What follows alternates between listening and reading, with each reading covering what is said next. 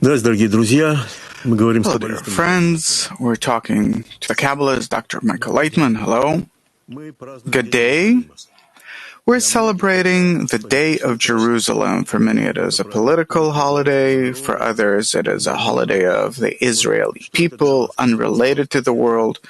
For you, what is it? Is it a holiday altogether? Is it a holiday of the Jewish people, a world holiday? For you, what is it?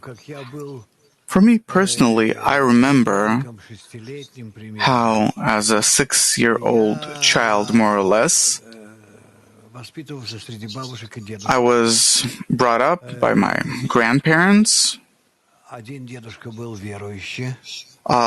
One of my grandfathers was a communist and the other was religious. I was closer to the religious grandfather, and he told me a lot about Israel and Jerusalem. Back then, I didn't understand that much. I was only 6 or 7 years old, I think. So I was 6-7 years old, and he used to tell me about Jerusalem, about Israel, and so on. Well, of course, as you see, I do remember these things, and when for the very first time I traveled to Jerusalem, after I came to Israel, after I traveled to Jerusalem, I remembered how he used to tell me that you have to go to Jerusalem, that it's on a mountain, and you have to climb there. And then I remembered, back then it was very emotional for me, that my grandfather passed away a long time ago, but he dreamt about this, and it was a dream of generations, and I, his grandchild, am going to Jerusalem. So Jerusalem is a special place. It's a special center of the world, spiritual center. It's something that we're not familiar with yet. It's something that we have to reveal. So you're saying that it has to do with the entire world. There are no Jewish holidays, no such thing. There are holidays of the general system of the upper governance of all nations. So there's no point in saying that it's a Jewish holiday. Now they can invent different holidays like the day of this war, day of that war, things like that. But actually, all those things that are related to what happened here 2,000 years ago, these are all dates and concepts that are eternal, having nothing to do with any specific. What you just said is a revelation for many people, that there are no Jewish holidays. These aren't Jewish holidays.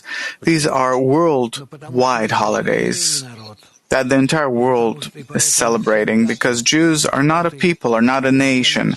And all of these dates, they aren't related only to the corporeal, material world, but they're universal. You're saying things that are not clear, that the Jews are not a nation. They're not a nation. They came together in ancient Babylon under the governance, the rulership of Abraham, that gathered them from the 70 nations that lived back then and made a single nation out of them. But it's just a group. What unites them? Just one thing: to become like the Creator, to start working on what actually all nations of the world have to come to. But they have to show this to the entire world. It's called being light onto the nations of the world. Well, let's not go there. Light onto the nations of the world irritates everyone. It doesn't matter. This never stopped me. You know, at any meeting, at any gathering, no matter where, I talk about it. very calmly, not being ashamed of anything, not feeling proud or anything. It's simply the law of nature that has to be executed. To become light unto the nations is to be superior. It's not to be superior. It's setting an example. And today we're a negative example. We're not carrying out our role. And don't you think that setting an example means to be superior? No, not at all. It's a responsibility, a tremendous responsibility. It's a weight. It means to do it before everyone else and to show on yourself what that is. These are the Jews. Yeah? The point of being a Jew is to show an example of what a corrected humanity is. So for such a Jew that understands that his path is the path of attaining the law of nature, the law of love, Jerusalem for him, what is that? For him, Jerusalem is a certain point in the universe where tremendous spiritual forces are concentrated. I mean a spiritual point, not a corporeal one. You're not talking about Jerusalem. No, it has nothing to do with geography. Not geography, not the planet, nothing has to do with this. It's just that in our corporeal universe, there are such, not examples, but branches or something that reflects, is a projection of spirituality. But the things are unrelated. This is for Jews, but for the nations of the world. Well, the nations of the world, Jews, they see Jerusalem as the source of religion, of all spirituality for nations. When they travel to Jerusalem, they feel certain feelings. There are even such syndromes. Yeah, the known Jerusalem syndrome. But from the point of view of Kabbalah, it has nothing to do with the corporeal Jerusalem. So what is Jerusalem for the world? What do you mean for the world? For the nations of the world? For the world, I mean, we deviated from this. For people, it is clear what it is. These rocks, they're worthless. I hope that no one is thinking about building the third temple out of stone. Yeah, the rabbi from Lubavitch said so. What do you need it for? You're going to make a museum there. Yeah, but it says that the third temple will be built by the entire world. In the heart. Jerusalem is the heart, meaning the concentration of all human desires, yearnings. And inside these desires, the temple will be built, attained, meaning such a state of the desire where everything is built on mutual love, and then in this mutual love, there will be built the greatest force of mutual love called the Creator. We will make it. Meaning for all those who yearn to come to that state, Jerusalem is the uppermost point. Yes. And the day of Jerusalem is the day of the building of the temple, right? No, what we consider as Jerusalem, it's unrelated to spirituality. It's freeing Jerusalem during the 67 war. So, it doesn't say anything. Okay, let's go. I want to ask about suffering. We talked a lot about politics. Now the time has come to suffer. Okay. That's related to, what famous people say about this. In general, it's not a secret that the world's now really suffering. After the virus, at the time now, suffering became a very common word. I think that it's not suffering that much as it is starting to understand that its state is one of suffering. Yeah, it's a state of suffering. The world feels that it's suffering, but actually there's nothing to suffer from. If you look at the world, actually, 8 billion people that exist somehow, that there isn't really what to suffer from. People live, go to restaurants, friends, fly around, go to the beach. There's not that much to suffer from. Meaning there's some kind of inner yearning, some kind of inner unclear, something unclear, right? And the main thing's missing. And therefore, running around here, there, traveling, going abroad, big TV screens, everything. It's in order to clog yourself. So I have a few quotes about suffering by famous people, and if you can explain.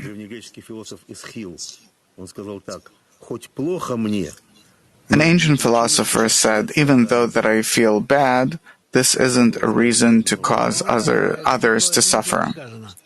Yeah, well put. Meaning, an ordinary person feels bad. When he feels bad, when he sees that others feel bad, it calms him down a bit. A sorrow shared is a sorrow halved. When I suffer, I want for others to know about it. I show it. I think that maybe this will decrease the suffering. Or I close myself someplace. There are several types of people. How? What, to pass the suffering on to others, to hide it? What are you supposed to do with it?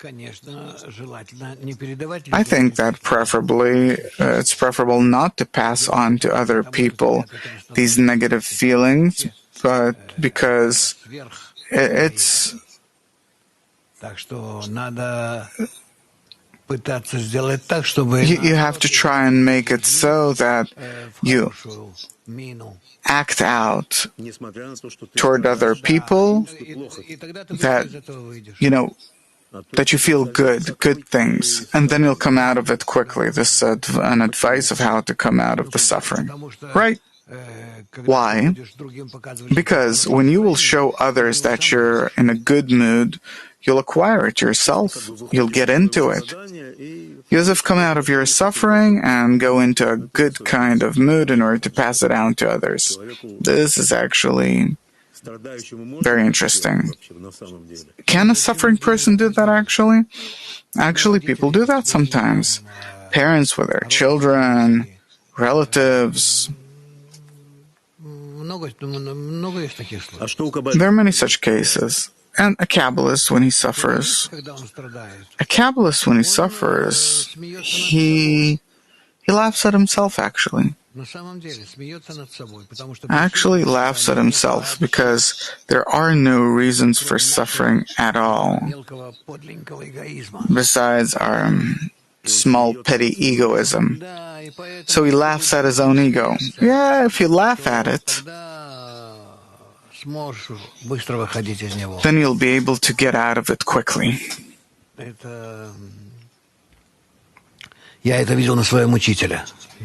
saw this on my teacher, and this was really an amazing example of how a person can rise above the suffering. But the suffering itself is felt at that moment. Of course, he can't get rid of it. He can only try and rise above it. And according to the wisdom of Kabbalah, it is actually forbidden to destroy the suffering, to erase their source, but actually to rise above it. So there is suffering and the rising above it. Yes, and then you start feeling in the difference, the gap between them, the greatness of the Creator. And the gap in the difference. Yes. And then in the gap between them, you start feeling the greatness of the Creator. Saadi, it's a Persian poet, Sufi by the way. He says that if you're indifferent toward the suffering of others, you're not worthy of being called a human being. Yeah? And he said that if the suffering of others will not force you to suffer, then maybe you shouldn't be called a human being, meaning you're not a human being if you don't feel the suffering of others. Yeah? You can call a human being those that can sympathize with others. Why?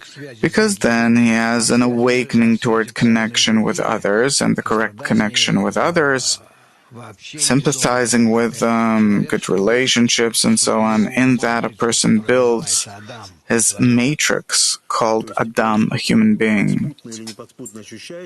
Meaning he feels consciously or unconsciously that he is connected with that other person, that he depends on the other, and therefore the suffering of another is important to him. Yes? This depends on his degree. What kind of awakenings does he have? If he feels that he depends on another, then is it the dependence that forces him to sympathize? Then it's egoistic, an egoistic kind of suffering.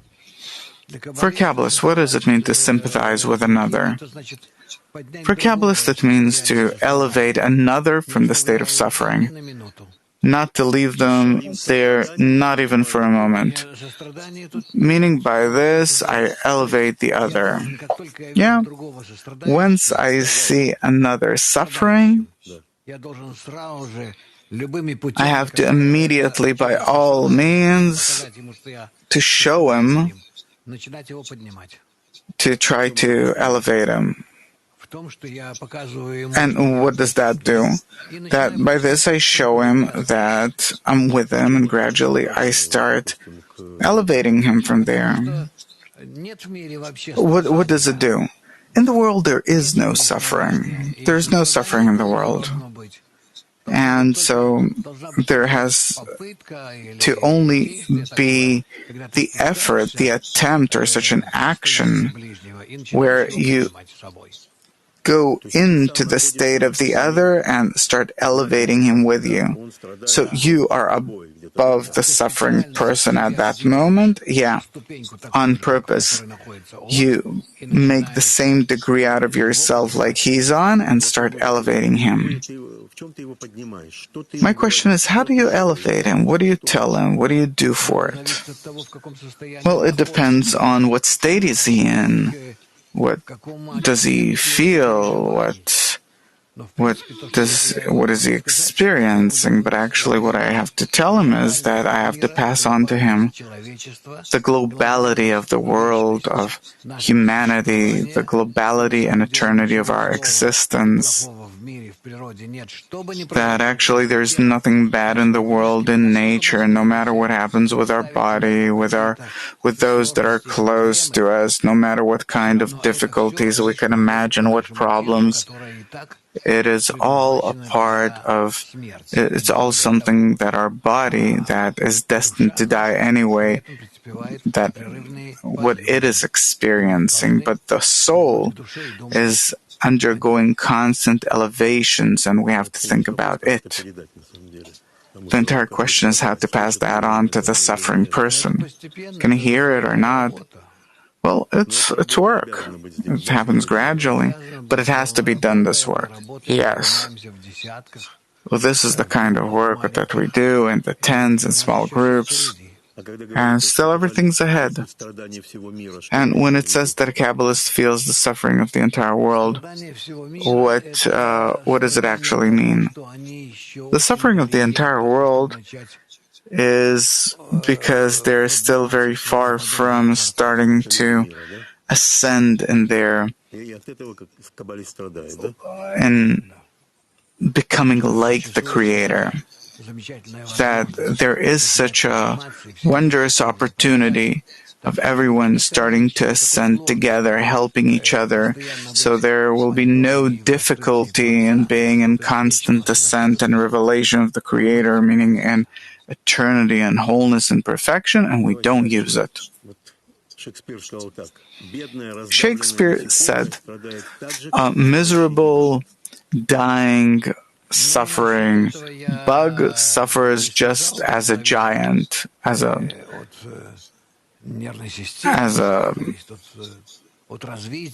dying giant. Well, I wouldn't say that.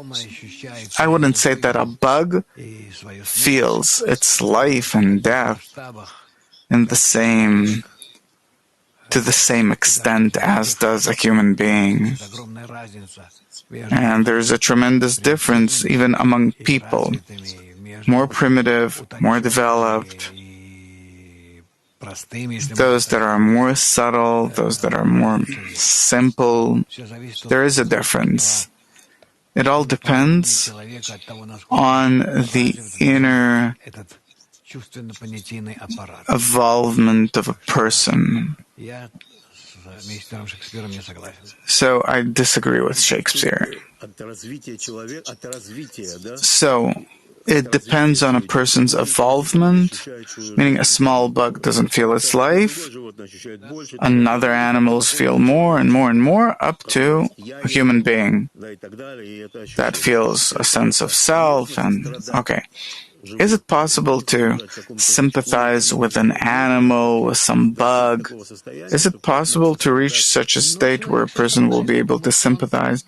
Well, a person does, because he has the ability to, as if clothe in that animal, to sympathize with it. But this is for human beings. Animals don't have that, and people do. An animal, if it is emotionally tied to a person, then it feels that person. Lately, many people are depressed. Yeah, very widespread. All those that are around people, they take on their qualities. So an animal suffers. Yeah, we see it on dogs, cats that live with people. Obviously, even wild animals that are tamed, they feel it too. They feel the situation of the person working with them, or a domestic animal. All those that have to do, that are related to people, they feel our qualities, they feel our forces. Furthermore, they feel our illnesses.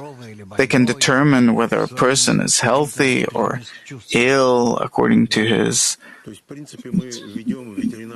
what he internally feels.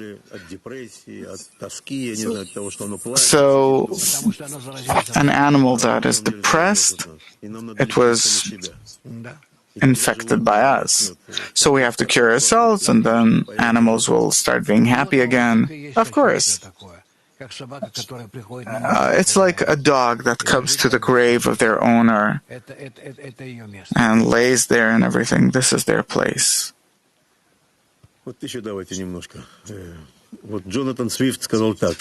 Jonathan Swift said that all the joys, in return for all the joys we get, all the suffering, it's like spending prematurely what you've accumulated, meaning that the suffering comes as a result of our joys, and so on.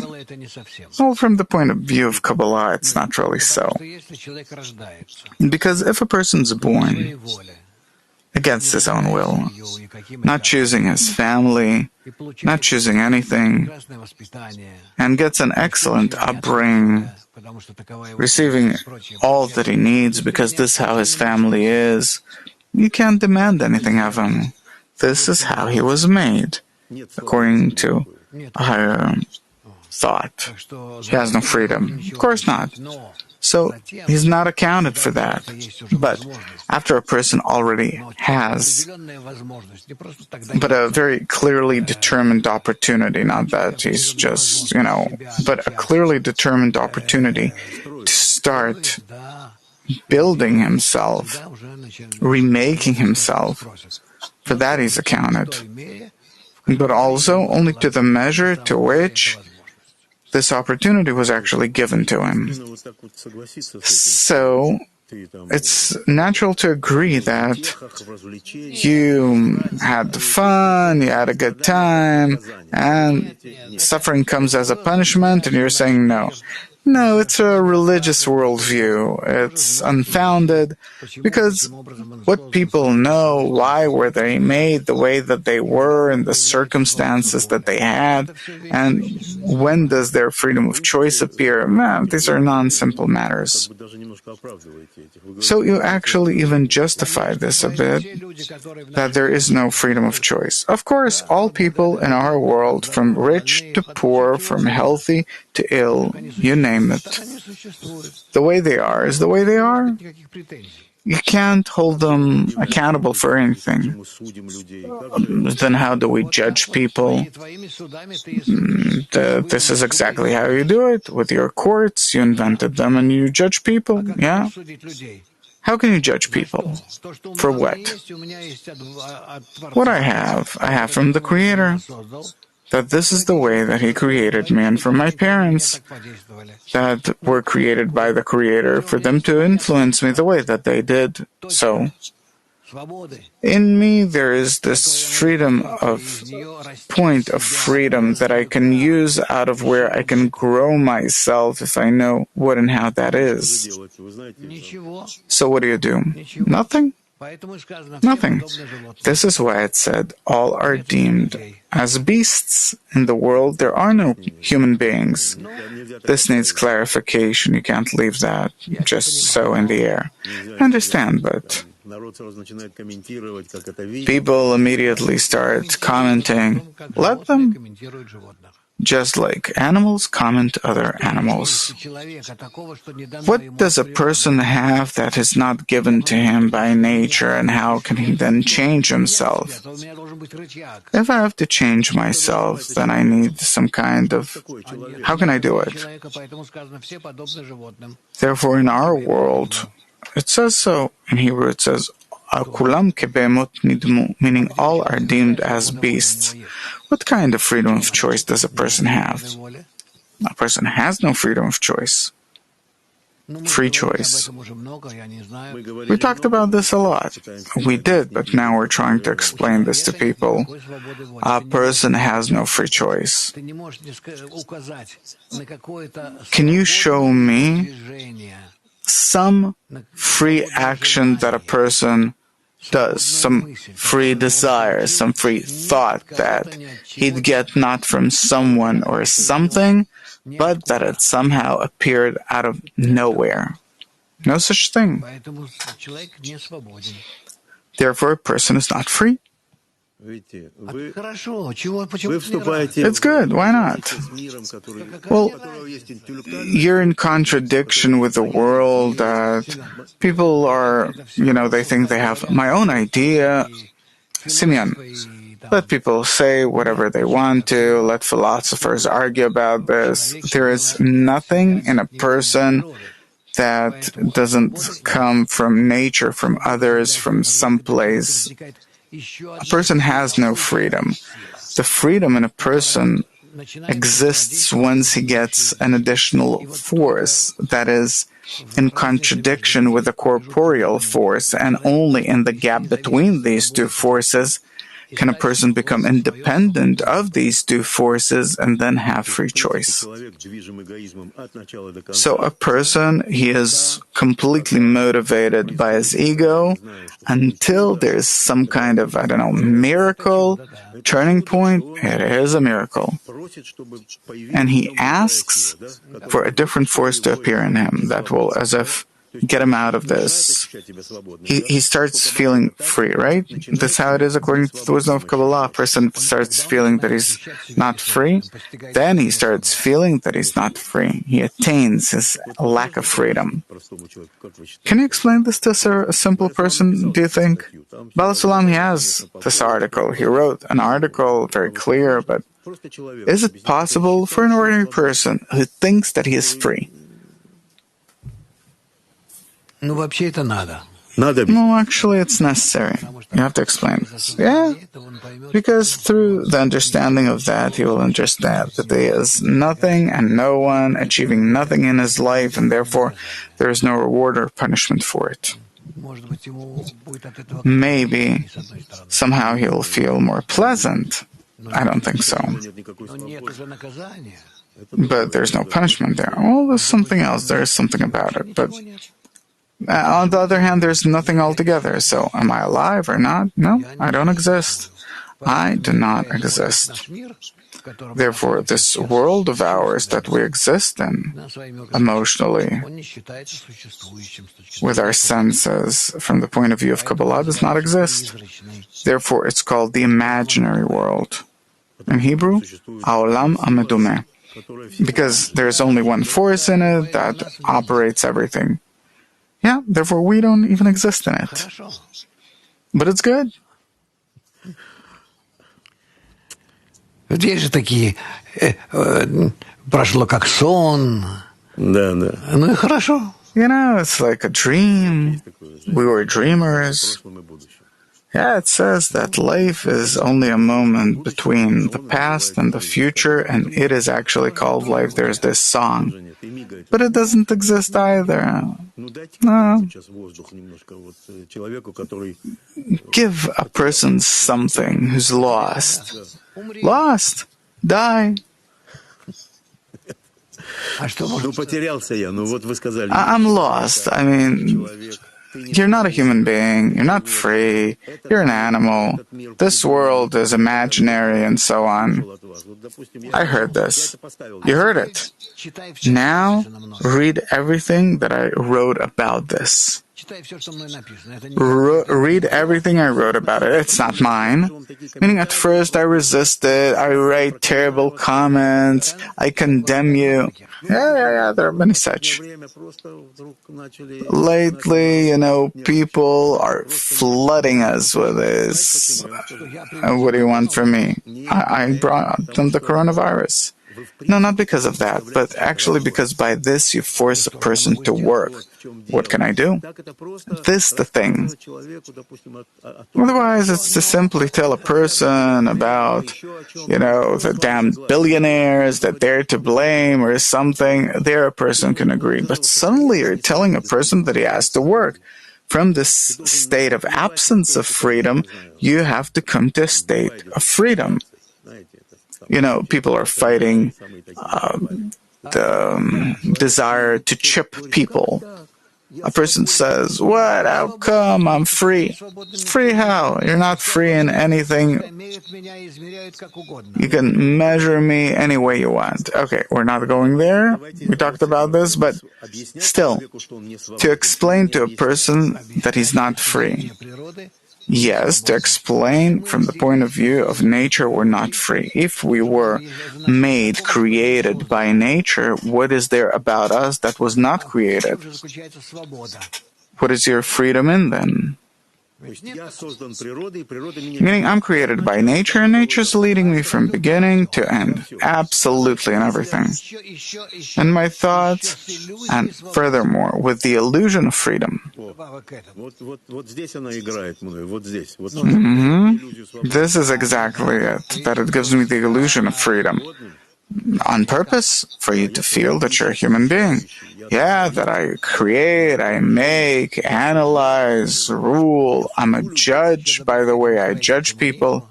And add to that, as a builder of communism, of course, of the better future.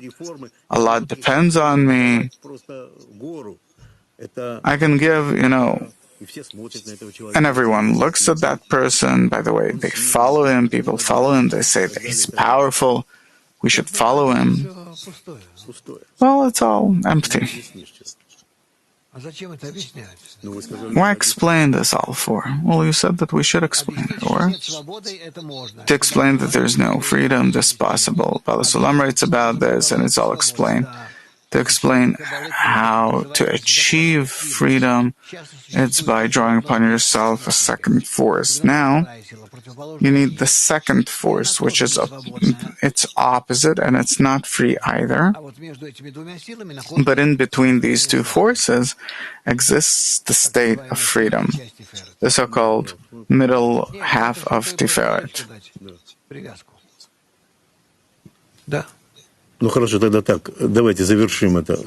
Okay, so let's summarize. Can you give me several points for a person to be able to advance toward freedom? First point is what? To understand that he's not free. If he has this kind of demand, only if he has a demand for the meaning of life, because the meaning of life is attained only in the search of independence, in the ability to be independent, to find a sense of self, and not in becoming like others in terms of who's richer, who's this, who's that. Don't take any kind of example from others. He does this and that, and I too. And people will look at me like they look at them with respect. They'll carry me on their arms, praise me. I don't need all that. What I need is my I, which is completely different than of that rich or poor, or doesn't matter who and where or what. The main thing is for me to find myself. And this is where a person's search begins. Where's my I, my sense of self? There, he starts searching, he comes down to understanding that he's not free. This takes time, but eventually, yes. And that he has to... What? Because he understands that he is not free, he starts searching. He understands that his freedom is in rising above his ego. And even though that a person cannot get rid of this ego, but would want to, and when he wants to but can't, he finds the opportunity of how to draw upon himself a force that even against his efforts to remain in his ego, leave him in this ego. I don't want to come out of this ego, but I make it so that it draws me, the faith above reason draws me out of this. Another turn. Only turning points. But it's wonderful. Meaning I reach a state where I don't want to come out of my ego. Of course I don't want to. No one does. No one. And on all of these spiritual degrees, no one wants them. Willing to kill everyone, do you name it what, hate your teacher. You have no idea what happens. And still is being dragged out. Why this state? He was going toward it for so long. But what did he understand? Now that it is revealed how he's entirely inside his ego, he simply can't.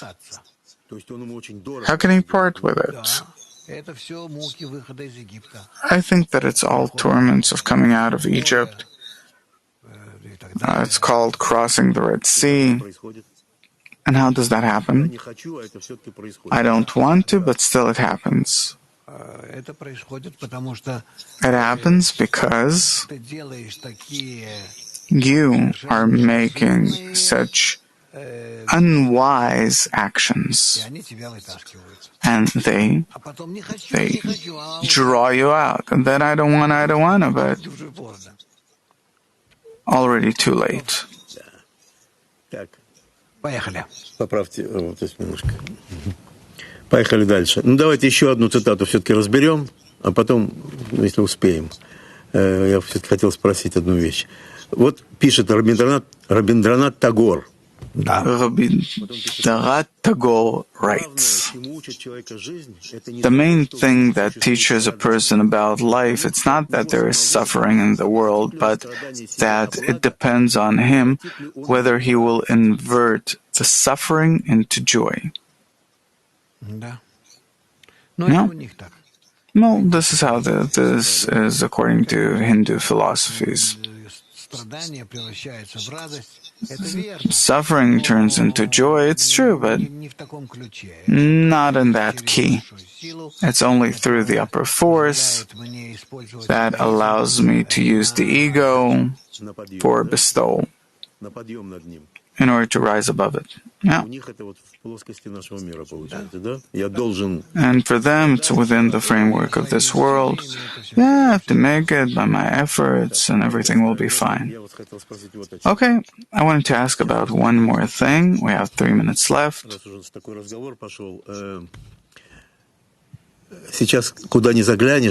Wherever you look, newspapers, internet, they're all the time talking about, conspiracies, like with the corona, with the mass media that is now pushing this conspiracy by world leaders to have less, to decrease the world population, Chinese conspiracies, For a person, it's natural to feel that there's some kind of conspiracy. He falls into it, starts playing. I see even our students suddenly start. Why is it so? Why is it so natural? Why is it happening now? Well, the thing is that, first of all, it interests a person. These are against those are against these, behind their backs doing that. What can you do? Yeah, that the world is controlled by certain people that do one thing or another. Yeah, these conspiracy theories, they're as ancient as mankind is. And of course, it all turns against Jews eventually, that the corona came from them. No problem. But what kind of period is this that everyone's in this state now? Because it is unclear to people the way that they exist, and they do not understand who's controlling them, what is controlling them. What can control them? How can a person control himself? If you have at least 1,000 years ahead, then you can somehow rule the world. But otherwise, what do you rule? Today you're here and tomorrow. So it's not really clear. A person feels that he can't rule the world. That's what you're saying? That he himself can't control? Of course, no one can control the world. It's all child's play. I mean, I feel that many are controlling me, and I don't want for anyone to control me. You can't escape that either. Of course they control you. And above everything, the Creator controls everything. This a person doesn't understand. He doesn't. Because there's a general system, and it's headed toward some kind of sum total, and this is how everything works. And the reason that we want to pinpoint it at something, it's because we don't see where is it coming from. What really has to be our participation? Our participation in everything surrounding us has to be in finding the plan of creation, its program, and the measure to which mankind is a part of it. This is the wisdom of Kabbalah. It talks about this. And everything else, I don't know. I'm telling you seriously. I can't imagine when you're telling, but you have such a this and that. I don't know. And where is it accumulated? I don't know. It's our clips, millions of people watch our clips. We didn't have these amounts of people before, viewers. So it's excellent. People can't relate to this in any other way. This is what's good. When you really grind it, this is what people learn from. So you think that it's correct, that this is a natural perception of course, if to the last person would really condemn me, that he said this there and that here. That they know where I said what. That's amazing. You're all the time coming to the conclusion, and this of course, but a person is pushing away this conclusion and takes different approaches, the in-between, but the conclusion, probably it hit him if he resists it so much. Obviously. But the main thing there is that he wants to catch me, so he has certain thoughts, this, that. Yeah, but he watched till the end. That's what's interesting. Very good. So, is there a conspiracy against mankind, something? Of course. What? It's the method of our development. The Creator, He stands behind all of this, churning everything. He's the one controlling all of it. So, in that you see the Creator. There is no other force, only the Creator. He created us. Opposite to Him, and He is playing with us. So this is exactly a conspiracy against mankind as it is right now. Right. And it all happens by as one force, thought, and therefore we can be glad that we're advancing. And this is the only thing that there is. Yeah, everything else simply doesn't exist. Because everything is under His power, plan, control. No one's free. No person has freedom of choice. So what can he do? Suppose now he's deciding that he's going to kill someone. It's not he decided, or to act one way or another. It's not that a person decides. There's nothing free. Therefore, there's no man.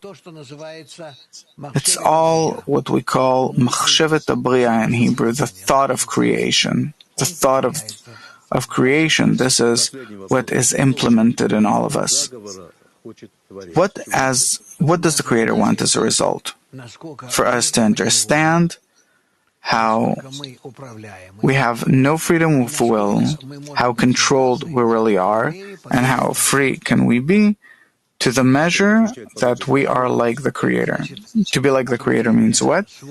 It means to acquire the quality of bestowal, love, and connection. Thank you.